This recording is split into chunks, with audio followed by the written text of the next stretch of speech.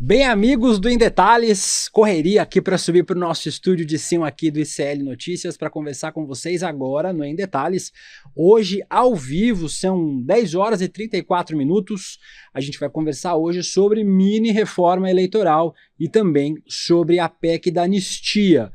Escândalos de corrupção, impeachment, tentativas de golpe. A política brasileira não é para amadores. O Brasil é uma república federativa presidencialista na qual candidatos ao cargo no governo são eleitos pelo povo de forma temporária através das eleições. Pelo menos era para ser assim. O que está em curso neste momento na Câmara dos Deputados, que será votado hoje, é o processo eleitoral. Está sendo votada mais uma mini reforma eleitoral todo ano, de véspera de eleição, um ano anterior ao ano eleitoral. A gente tem reformas para ajustar alguns pontos, uns pontos positivos e outros muito polêmicos. A gente vai falar hoje sobre a mini reforma eleitoral e a PEC da anistia, cujo grupo de trabalho teve só 14 dias, 2 semanas, para preparar e apresentar o relatório. Especialistas apontam erros graves, principalmente no que diz respeito à PEC da anistia, que perdoa irregularidades cometidas por políticos e partidos em campanhas eleitorais. Seja muito bem-vindo ao Em Detalhes, eu sou o William De Luca, esse é o vodcast Em Detalhes, que aqui sempre traz um convidado para aprofundar um tema e analisar a temática do dia. Hoje eu converso com ele, nosso querido sociólogo, escritor e patrono do Instituto Conhecimento Liberta, Gessé Souza. Gessé, um prazer sempre enorme ter você aqui no ICL conversando com a gente. Bom dia, William, o enorme prazer é meu. Hoje, como a gente está ao vivo, eu vou conseguir acompanhar o nosso chat aqui, professor. Só vou aproveitar para pedir para vocês mandarem seus comentários, curtirem o vídeo e também compartilharem para a gente chegar a mais gente. Eu vou fazer um resuminho para quem não acompanhou a tramitação dessa reforma política, mini reforma eleitoral, como eles estão chamando. É um projeto que altera o Código Eleitoral, a lei da ficha limpa e fragiliza, segundo especialistas, a transparência eleitoral e a prestação de contas. O alvo principal dessa etapa é a inelegibilidade, o nome que a gente aprendeu a falar graças ao Bolsonaro e os processos que ele responde, né? O texto altera as regras de contagem de tempo para um político condenado sem pedido de disputar a eleição. O relator dos projetos é o deputado Rubens Pereira Júnior, do PT do Maranhão. Ele defende que a data do pleito deve ser o marco inicial para o prazo máximo de 8 anos de contagem para inelegibilidade. Vou trazer outros temas da reforma mais para frente, mas eu quero começar conversando com você, professor, sobre esse ponto. Muitos especialistas dizem que isso ajuda a impunidade. A mudança faria com que o prazo passasse a contar no momento da punição, ou seja, não no final do mandato. Por exemplo, se a pessoa fosse punida agora, ela só seria punida a partir do final do mandato, em 2026, por exemplo. Com a mudança, o prazo passa a contar a partir da data de punição. Queria que o senhor falasse um pouquinho sobre esse ponto da reforma. É um absurdo, né? Isso, porque não faz nenhum sentido. Você tem que, quer dizer, a pena não tem porque ela ser alastrada até o fim do mandato. Isso não faz nenhum sentido. Isso é uma manobra, né? Obviamente, uma manobra diversionista para você, no fundo, você contribuir para a impunidade, né? Você está aí dando um tempo extra para essas pessoas que comprovadamente erraram, né? E que elas podem continuar aí, eventualmente, por anos seguidos, né? Usando o seu poder de influência, etc, etc.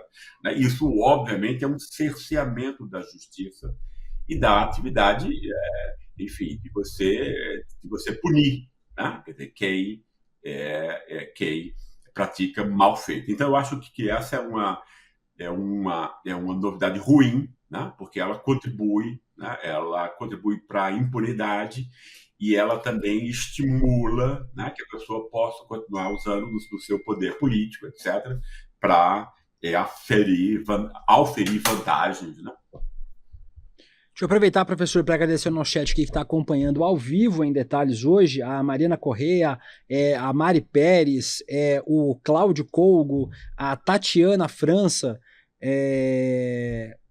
a Thalita França diz: O Frei Davi até passou mal, coitado, com o golpe que essa PEC deu nas candidaturas de pessoas negras. Vamos falar isso na sequência agora, Thalita. Esse ponto é importante, professor, que a Thalita trouxe agora no nosso chat, porque o Brasil teve nas eleições passadas um número recorde de candidaturas negras, de pessoas pretas e pardas eleitas, mas ainda continua com um gap muito grande de representatividade. E essa proposta dessa mini reforma eleitoral ataca principalmente essas candidaturas.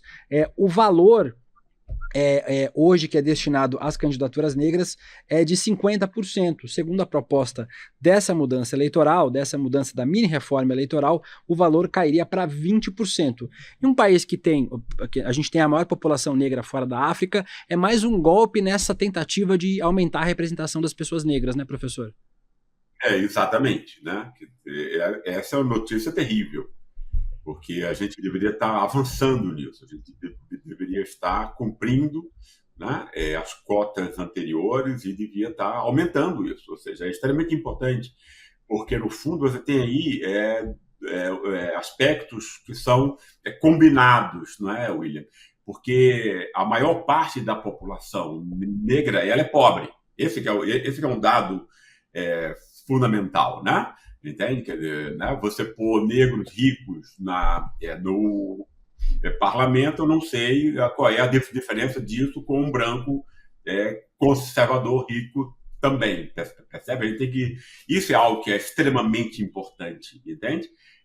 Eventualmente, as candidaturas negras deveriam ter que comprovar, né, uma ascendência em situações difíceis, o que vai ser de verdade para 99% dos negros, entende? Não, mas é extremamente importante que não esse 1% que teve mais vantagens comparativas do que o outro, etc., maior conhecimento, melhor escola, etc., etc., possa apenas eles atingir isso. Isso tem que abranger, né, o universo das pessoas negras e o universo que mais sofre, né? Então é muito interessante não só aumentar a participação dos negros, porque enfim, é um setor não só majoritário, mas o que vem sendo perseguido, humilhado há séculos, né? Quer dizer, é necessário fazer uma retribuição histórica disso e essa lei é um dos elementos, é um dos instrumentos para isso, mas eu acho também, entende isso, que ela não deve cair na armadilha do identitarismo neoliberal, entendeu? O mundo não está só dividido entre brancos e negros e homens e mulheres, né? Entende? O mundo está dividido especialmente entre pobres, humilhados e explorados e ricos. Então é muito importante que a gente saiba que esses negros que estão sendo, enfim, que estão tendo essa oportunidade, entende? Tenham essa experiência do sofrimento e da humilhação, entendeu? Que é o que vai possibilitar que ele tenha efetivamente, né, um trabalho e uma candidatura importante para aquilo que essa lei pensa, tá?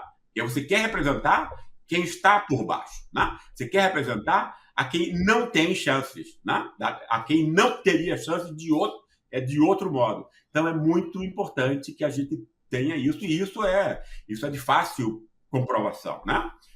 Você tem aí juízes negros, né? E que são pessoas que, enfim, que estudaram em escola pública, com a mãe solo, etc. e tal, entendeu? Estão comprometidos com ações democráticas desde o começo. Então, essa história de vida, eu acho, tem que estar acoplada, né, à candidatura, né? Ela não pode ser só uma candidatura sem essa relação, porque senão tira o espírito da coisa, entendeu? Se você pôr, né, negros que vão se identificar com os valores da classe opressora, ou seja, especialmente, né, a riqueza, né, entende? Esse cara não, enfim, ele não, isso não vai fazer nenhum bem, tanto para a causa dos negros, para a causa da luta pela desigualdade e antirracista. Aproveitar, professor, agradecer aqui o nosso chat que está assistindo. A Mariana Batista diz: programação espetacular de vocês, deixei de ver o UOL para ver o ICL e tô achando bem melhor. Parabéns pelo trabalho incrível de vocês, especialmente sem nenhuma monetização. A gente agradece você, Marina, e todo mundo que assiste aqui o nosso ICL Notícias. Lembrando que vocês fazem ICL com a gente, então comentem aqui no chat, curtam o vídeo, compartilhem para mais gente estar com a gente nesse projeto de transformação de mídia independente de verdade. Professor, um outro ponto importante dessa reforma, que também tem sido criticado por muitos especialistas, é sobre a mudança das candidaturas femininas. Vou explicar para vocês como é que funciona hoje. Hoje, a lei restringe o rol de vítimas de violência política às mulheres já presentes na política. A mudança da lei é uma mudança positiva, amplia o rol de violências para pré-candidatas que sofrerem qualquer tipo de violência. O problema é o outro ponto da mudança, professor. Hoje, partidos e coligações devem preencher o mínimo de 30% de candidaturas, e aí, com a mudança da reforma, estabelece que a cota mínima de 30% das candidaturas sejam de federações, definidas pelo total e não somente pelos partidos. Na prática, reduz a participação feminina, a obrigação dos partidos de ter participação feminina, o que nesse contexto que o professor explicava para a gente, de falta de representatividade de pessoas negras, de mulheres, é mais um problema nesse nosso problema de representação, né, professor? É algo terrível, né, William? Quer dizer, a gente está aí num país que é um dos países mais machistas e sexistas do mundo, né? Ou seja, existe um racismo estrutural contra as mulheres, né? Entendeu? Ou seja, você tem aí um ódio contra as mulheres que é silencioso quase sempre, etc., mas que une, né?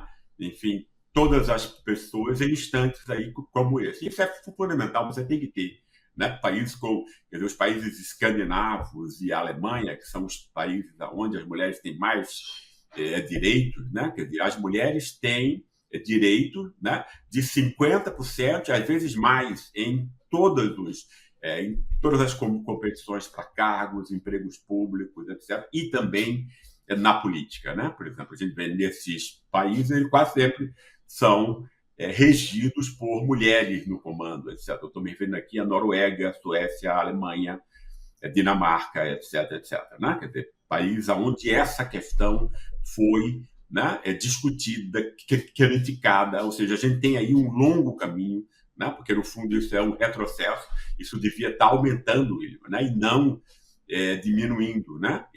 Isso é um tema que, quer dizer, eu acho até que esses aspectos, né, uma reforma política, ela tem que ter um amplo debate público, entende? Quer dizer, não só as pessoas opinarem, né, mas as pessoas compreenderem o que está em jogo. Percebe? Isso nunca é feito, né? Quer dizer, tinha que ter um horário aí e tal, que todas as televisões, redes sociais, etc., entende? Fossem informados e esclarecidos acerca dessa questão. Esse é o aspecto principal, né? Você tem que fazer com que a sociedade pense de um outro modo, para que possa pressionar esses maus políticos, né? Entende? Que querem manter esse patriarcado aí por mais 1000 anos, né? Isso que você fala, professor, é muito importante, porque, como eu falei no começo do programa, o prazo de tramitação, desde o relatório chegar à comissão, foi de 14 dias, né? O que explica um julgamento tão assodado assim em uma reforma que vai mexer em importantes candidaturas, como candidaturas de mulheres e de pessoas pretas, né, professor? Exato. Isso já está comprometido desde o começo, né? As pessoas que estipularam esse prazo exíguo, né, o fizeram de completa consciência, né, para que não pudesse haver discussão ampla, né, e para que conchavos, né, conchavos obscuros, né, pudessem determinar esse tipo de retrocesso que a gente está vendo. Tem gente falando aqui no chat também, eu perdi o comentário, mas você vai se sentir representado pela pergunta. Gente falando que o governo, a base do governo apoia essa proposta. O relator é um relator do governo, né? É o deputado Rubens Pereira Júnior do PT do Maranhão, que tem defendido as propostas dessa medida. O professor acredita que nesse momento de se proteger, já que a maioria das propostas da reforma, eu vou falar sobre a PEC da anistia já também, a maioria das propostas dessa reforma são propostas que protegem o que a gente chama de classe política, né? Esse grupo, ele é muito bom em se autoproteger, e nesse momento o governo e a oposição se juntam para poder se defender, professor? É perfeito, eu acho que você toca na questão principal, né? Porque, no fundo, o que é essa classe política? Né? É uma classe política que antes era eleita com fundos privados, entende? Quer dizer, a gente tem uma desconexão na democracia brasileira muito importante. Apenas o presidente tem uma relação direta com a questão de projeto nacional. Né? Só o presidente toca nas questões importantes, só o presidente toca nas questões estruturais, etc. Né? E o vínculo de representatividade é com a presidência. Né? Ou seja, é algo, né, tipicamente de um regime presidencialista, etc., que já teve um império antes e tal. Né? No fundo, o que a Câmara tem tentado conseguir, e desde o golpe ela fez avanços importantes nisso, né? É levar esse presidencialismo popular ao imobilismo, né? Ou seja, para que o Congresso seja uma casa que simplesmente homologa, né, aquilo que a Faria Lima manda que o pessoal faça, ou que o agronegócio, né, e tal. Quer dizer, no fundo, a Faria Lima, né, está acima do agronegócio, porque é ela que garante os maiores lucros aí para esse pessoal, né? E não à toa, os bancos são não só donos aí de todas as empresas de comunicação, como são também os maiores financiadores. O fato agora de você não ter mais financiamento privado foi substituído por esse parlamento, né, por emendas que você usa para você achacar o governo. Né? Entende? Quer dizer, então, o processo continuou. E isso faz com que haja o quê? Haja uma reprodução dessa classe. Né? Algumas, quer dizer, se você sobra ali, você tem normalmente de 100 a 120 deputados mais progressistas, mas tem 400 ali, né? Entende? Quer dizer, que só tem interesses corporativos, lobbies obscuros, etc. Né? Esses 400 deputados, eles estão aí há 50 anos, William, entende? De um modo ou de outro. Né? A função deles é evitar qualquer mudança importante, né, nesse processo de expropriação de riquezas que está montado entre nós. Obviamente, quando você põe gente nova, mulheres e negros, especialmente, você está ameaçando esse, né, entende? Você está status quo, né? Exatamente, que está aí há 50 anos, entende? Ou seja, é uma reação. Né? Agora, eu acredito, né, que não há saída possível, né, sem que esses aspectos fiquem explicitados para o grande público, percebe? Né? E que haja uma pressão, portanto, popular, forçando o parlamento, né, entende? A ter um outro tipo de atitude. E é muito, muito triste ver que o PT, né, e gente do PT esteja apoiando, né, uma medida tão restritiva e reacionária. Hoje cedo, professor...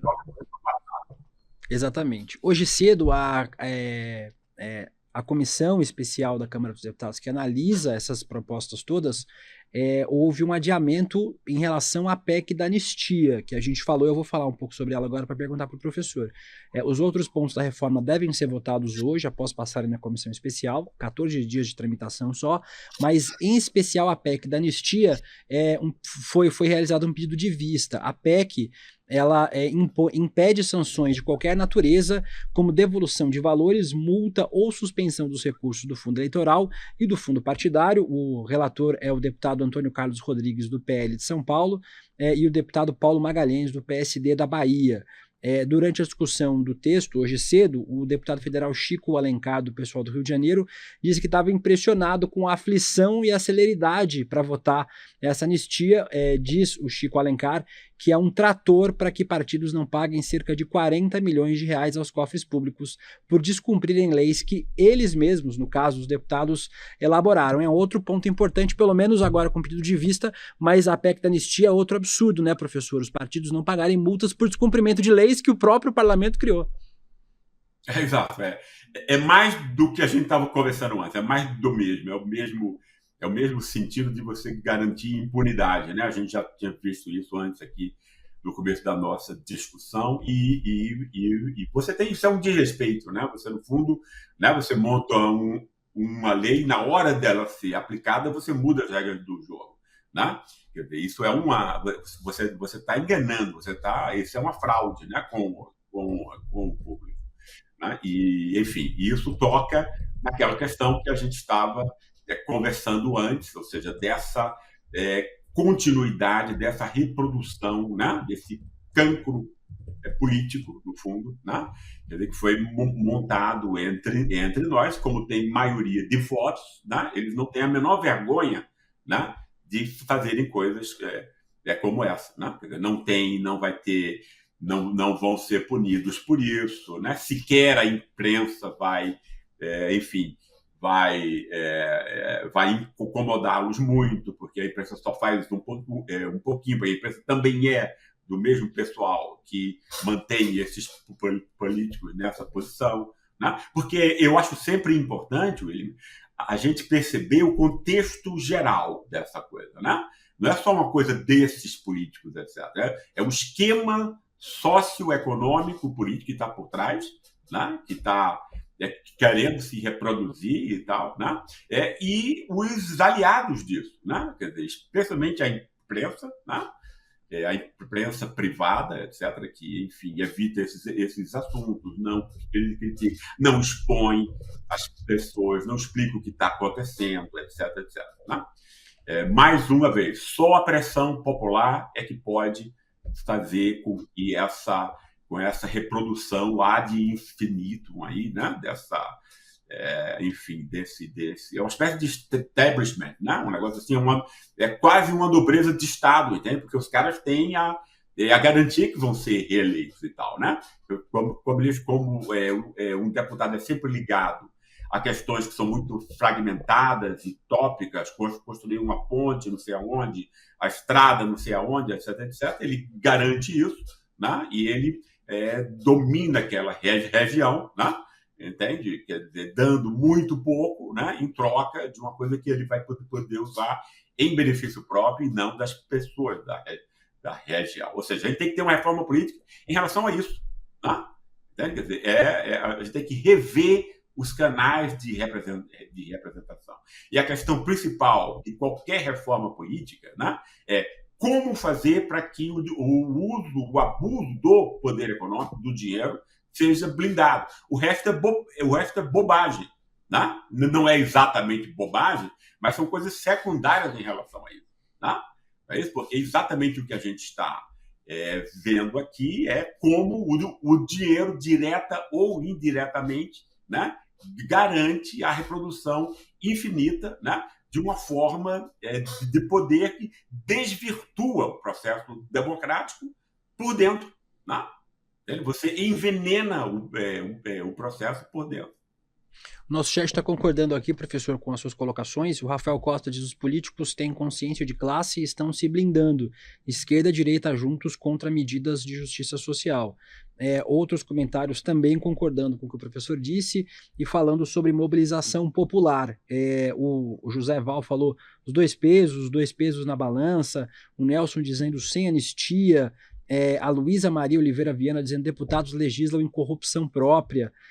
E a Érica Leal diz: pressão na Gleisi Hoffmann, o PT não pode aceitar esse absurdo. O problema é o tempo. A gente tem mais um minutinho só de programa, professor, então eu quero aproveitar para agradecer o senhor pela entrevista, pela conversa aqui no nosso Em Detalhes e dizer, apesar do tempo assodado, só nos resta pressão contra essa medida, né, professor? Exatamente.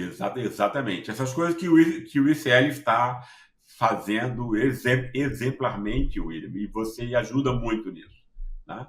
Parabéns pelo seu trabalho, né? E essas discussões têm que chegar ao máximo de pessoas possível. Essa é a única Essa é a única efetiva reação e resistência. O Em Detalhes de hoje conversou com o professor, sociólogo, escritor e patrono aqui do ICL, Gessé Souza. Professor, obrigado novamente pela participação. Obrigado, William. Um abraço para todos. Até mais. A gente está chegando no finzinho do nosso Em Detalhes. Só lembrando, a gente vai ter uma palestra gratuita com a Monja Coen, Como Vencer a Ansiedade e o Estresse, no dia 28 de setembro, às 8 horas da noite, com moderação do nosso Eduardo Moreira, do nosso Edu. Você pode se inscrever através de icl.com.br/emdetalhes. O videocast Em Detalhes fica por aqui. O próximo episódio vai ao ar amanhã, às 10h30 da manhã, ao vivo no YouTube, por onde você acompanha toda a programação do ICL Notícias, sempre de segunda a sexta-feira. Você também pode acompanhar o nosso videocast, podcast Em Detalhes, nas principais plataformas de áudio. Para quem acompanha essa transmissão ao vivo no YouTube aqui com a gente, você fica agora com o videocast Mercado e Investimentos, com os queridos André Campedelli e Débora Maganha. Às 6 horas da noite, a gente tem o ICL Notícias, segunda edição, hoje com Roberta Garcia, Chico Sá e Chico Pinheiro. A gente fica por aqui com Em Detalhes. Até mais. Monja Coen é uma missionária zen budista que, depois de viver 12 anos no Japão, voltou para o Brasil para espalhar seus ensinamentos. Ela já escreveu mais de 20 livros que venderam mais de 1 milhão de cópias e vai estar com o ICL no dia 28 de setembro para conversar sobre como vencer o estresse e a ansiedade. Um encontro imperdível e que, para você participar, é só clicar no link aqui em cima ou aqui embaixo e se inscrever gratuitamente.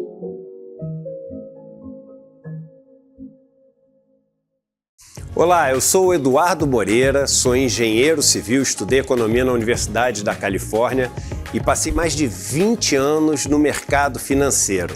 Eu queria convidar vocês para assistir o curso sobre economia comportamental.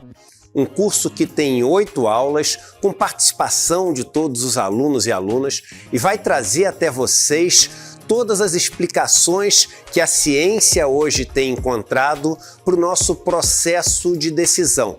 Por que a gente toma as nossas escolhas da forma como a gente toma?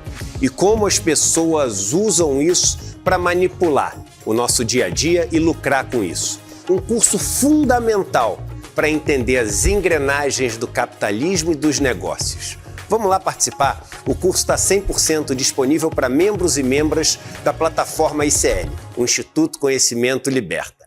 Eu conto com vocês nessa aula.